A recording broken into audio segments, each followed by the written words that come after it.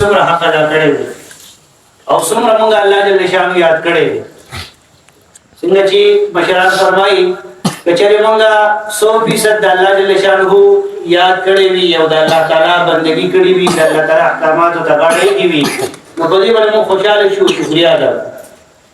او که چېرې موږ په هغې کې کمې شوې نو موږ په هغې باندې پښېمانه شو، په هغې باندې نادمه شو.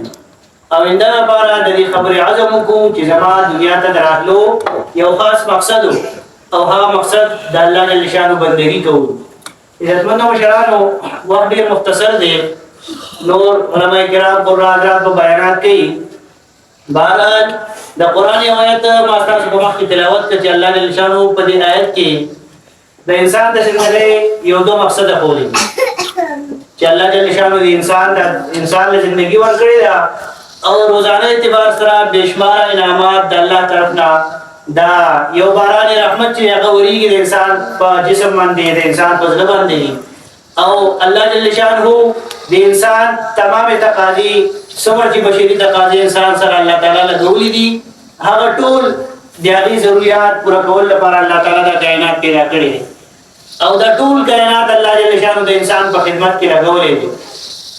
دا څومره کائنات چې نن په دنیا کې موږ ته ښکاري یا نه ښکاري، دا ټول الله جل شانه د انسان لپاره پیدا کړي او د انسان ته د کائنات شهزاده ویلي دي چې دا ټول د په خدمت کې لګیا دي او د کائنات بادشاه دي. عزتمندو مشرانو،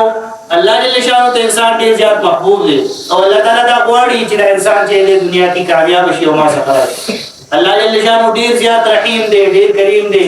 او ډېر مهربان دی په خپل بندګانو او هر حال کې د خپل بندګانو کامیابي غواړي چې دا انسان کامیابو طرف ته راشي، دی ما څخه کامیاب